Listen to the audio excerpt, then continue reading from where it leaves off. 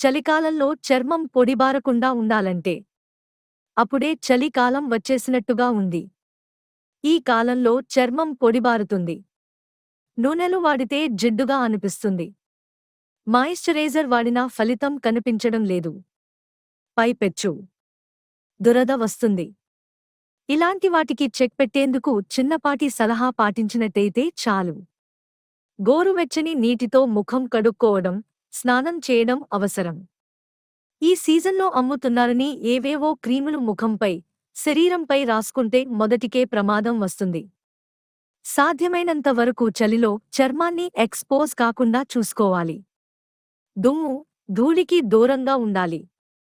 పౌడర్ల జోలికి వెళ్లకుండా ఉండడం మేలు.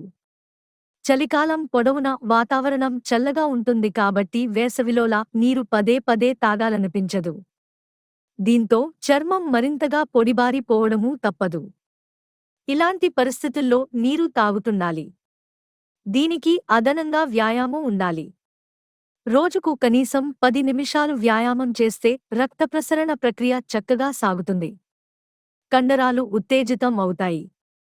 గులాబీ నీరు, తేనె సమానంగా తీసుకుని బాగా కలిపి ముఖం, మెడకు రాసుకోవాలి. 10 నిమిషాల తర్వాత గోరువెచ్చని నీటితో కడిగేయాలి. తేనె చర్మానికి తేమనందిస్తుంది. పొడి చర్మతత్వం ఉన్నవారు ఈ చిట్కాను రోజూ ప్రయత్నిస్తే చర్మం తాజాగా, ఆరోగ్యంగా కనిపిస్తుంది. పెదవులు పొడిబారి, పగిలినట్లు అవుతుంటే తేనెలో కాస్త గ్లిజరిన్ కలిపి రాసుకోవాలి. ఇలా రోజులో 2-3 సార్లు చేస్తుంటే పగుళ్ల సమస్య తగ్గి పెదవులు తాజాగా కనిపిస్తాయి. గమనిక: ఆరోగ్య నిపుణులు, పరిశోధనల ప్రకారం ఈ వివరాలను అందించాం. కేవలం వైద్య సామాజిక అవగాహన కొరకు మాత్రమే. ఈ పోస్ట్ డాక్టర్ ప్రిస్క్రిప్షన్ కాదు. హెల్త్కి సంబంధించిన ఏ చిన్న సమస్య ఉన్నా డాక్టర్స్ని కలవండి. మీ ఆరోగ్యానికి సంబంధించిన ఏదైనా ఇతర అంశం గురించి మీకు ఏవైనా ఆందోళనలు ఉంటే సరైన రోగ నిర్ధారణ, నిర్వహణ మరియు మార్గదర్శకత్వం కోసం డాక్టర్స్ని సంప్రదించడం చాలా ముఖ్యం. సాధ్యమైనంత వరకు డాక్టర్ని కలవండి. చిట్కాలు: హోమ్ రెమెడీస్ పై ఆధారపడవద్దు.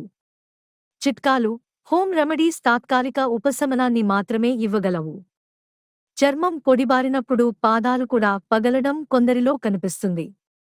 ఇలాంటివారు టేబుల్ స్పూను ఆలివ్ నూనెకు అరచెంచా నిమ్మరసాన్ని కలిపి రాత్రిళ్లు పాదాలకు రాసుకుని సాక్సులు వేసుకోవాలి. ఇలా రోజూ చేస్తుంటే ఆ సమస్యలు తగ్గుతాయి. స్నానానికి ముందు కొబ్బరి లేదా ఆలివ్ నూనెను ఒంటికి పట్టించి గోరువెచ్చని నీటితో స్నానం చేస్తే చర్మం పొడిబారదు. చెంచా శనగపిండికి చిటికెడు పసుపు, అరచెంచా పాలు లేదా పెరుగు కలిపి ముఖం, మెడకు రాసుకుని బాగా మర్దన చేయాలి. ఆ తర్వాత స్నానం చేస్తే ముఖానికి తేమ అందుతుంది. సాధారణంగా చలికాలం సూర్యకాంతి ప్రభావం తక్కువగా ఉంటుంది. అందుకే ఈ కాలంలోనే చర్మం దెబ్బతినే అవకాశాలు ఎక్కువ. అలాగే స్నానం చేయడానికి 10 నిమిషాల ముందు కొబ్బరినూనెను శరీరమంతా రాసుకుంటే చాలా మంచిది. చలి కదా అని మరీ వేడినీళ్లతో స్నానం చేయకూడదు. చర్మంపై ఉండే నూనెలను వేడి మరింతగా ఆవిరి చేస్తుంది. స్నానానికి గోరువెచ్చని నీటిని వాడితే చాలా మంచిది. చర్మాన్ని పొడిబార్చే క్లెన్సర్లు, స్క్రబ్లు ఈ కాలం ఉపయోగించకూడదు. చలికాలం ఎండ ఒంటికి అంత మంచిది కాదు. బయటికి వచ్చేటప్పుడు నీళ్లు ఎక్కువగా తాగాలి. పచ్చికూరలు, పళ్ళు అధికంగా తినాలి. ఒమెగా-3 ఫ్యాటీ ఆమ్లాలు చర్మారోగ్యాన్ని సంరక్షిస్తాయి. అవి పుష్కలంగా లభ్యమయ్యే పాలు, చేపలు, వాల్నట్స్, సోయా, అవిసె గింజలు ఆహారంలో భాగం చేసుకోవాలి. పెరుగులో 4-5 చుక్కల నిమ్మరసం వేసి ముఖానికి రాయాలి.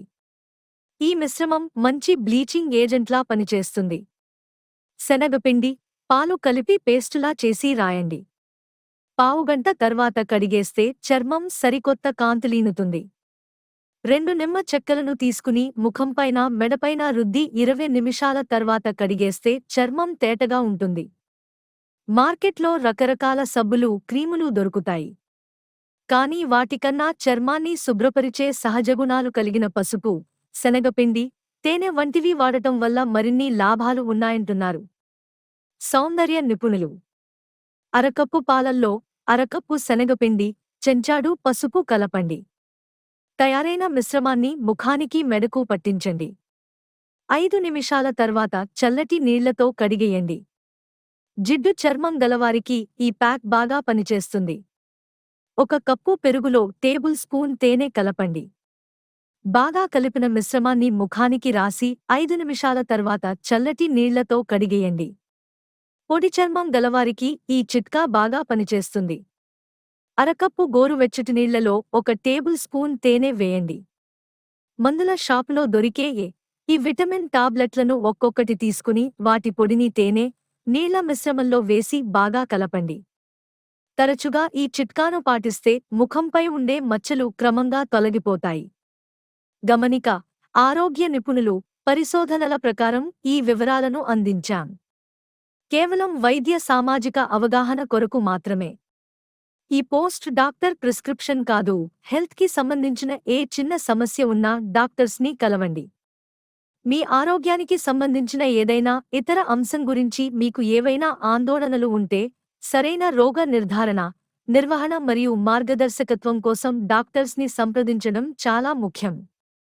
సాధ్యమైనంత వరకు డాక్టర్ని కలవండి. చిట్కాలు: హోమ్ రెమెడీస్ పై ఆధారపడవద్దు. చిట్కాలు, హోమ్ రెమెడీస్ తాత్కాలిక ఉపశమనాన్ని మాత్రమే ఇవ్వగలవు.